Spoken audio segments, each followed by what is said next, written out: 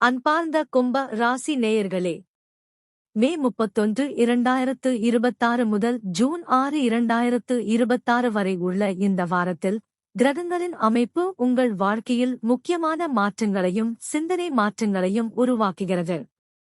7.5 சனியின் இறுதிக்கட்ட தாக்கம் இருந்தாலும் முயற்சி மற்றும் பொறுமை மூலம் முன்னேற்ற வாய்ப்புகள் உருவாகும். ரிஷப ராசியில் இருக்கும் சூரியன் உங்கள் ராசிக்கு 4ஆம் வீட்டில் இருப்பதால் வீட்டில் மன அமைதி குறையலாம். குடும்ப உறுப்பினர்களுடன் சிறிய கருத்து வேறுபாடுகள் உருவாகலாம். தாயார் உடல் நலத்தில் கவனம் அவசியம். சொத்து மற்றும் வாகன விஷயங்களில் நிதானமாக முடிவெடுப்பது நல்லது. மேஷ ராசியில் இருக்கும் செவ்வாய் உங்கள் ராசிக்கு 3ஆம் வீட்டில் இருப்பதால் துணிச்சல் மற்றும் முயற்சி அதிகரிக்கும். புதிய திட்டங்களை தைரியமாக தொடங்கலாம். பயணங்கள் மூலம் நன்மை கிடைக்கலாம். சகோதரர்களின் ஆதரவு கிடைக்கும். போட்டி மற்றும் தொழில் தொடர்பான முயற்சிகளில் வெற்றி வாய்ப்பு அதிகரிக்கும். மிதுன ராசியில் இருக்கும் புதன் உங்கள் ராசிக்கு 5ஆம் வீட்டில் இருப்பதால் கல்வி, அறிவு மற்றும் படைப்பாற்றல் மேம்படும். மாணவர்கள் கல்வியில் நல்ல முன்னேற்றம் காணலாம். தகவல் தொடர்பு, எழுத்து மற்றும் ஊடகத் துறைகளில் இருப்பவர்களுக்கு புதிய வாய்ப்புகள் கிடைக்கும். மிதுன ராசியில் இருக்கும் சுக்கிரன் உங்கள் ராசிக்கு 5ஆம் வீட்டில் இருப்பதால் காதல் மற்றும் குடும்ப வாழ்க்கையில் மகிழ்ச்சி அதிகரிக்கும். கலை மற்றும் படைப்பாற்றல் துறைகளில் இருப்பவர்கள் பாராட்டு பெறலாம். குழந்தைகள் தொடர்பான நல்ல தகவல்கள் கிடைக்கலாம்.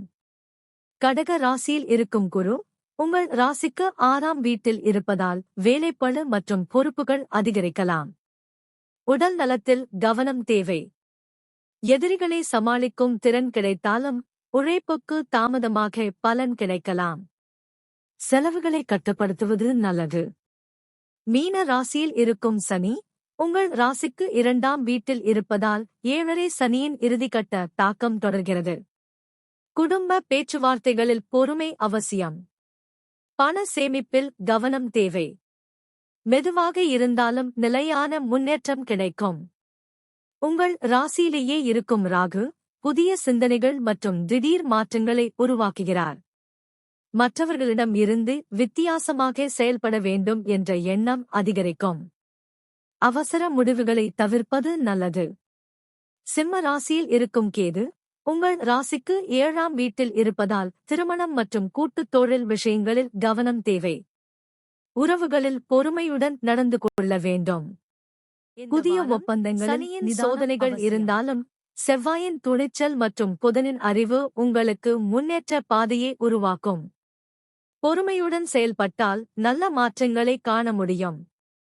பரிகாரம்: சனிக்கிழமையில் சனி பகவான் மற்றும் ஆஞ்சநேயரை வழிபடுங்கள்.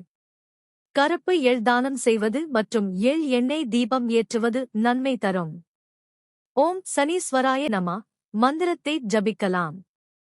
உங்கள் கருத்துக்களை தவறாமல் கமெண்ட்ல பதிவு செய்யுங்கள். வீடியோ பிடித்திருந்தால் லைக், ஷேர், சப்ஸ்கிரைப் செய்ய மறக்காதீர்கள். உங்கள் ஆதரவே எங்களுக்கு மிகப்பெரிய பலம்.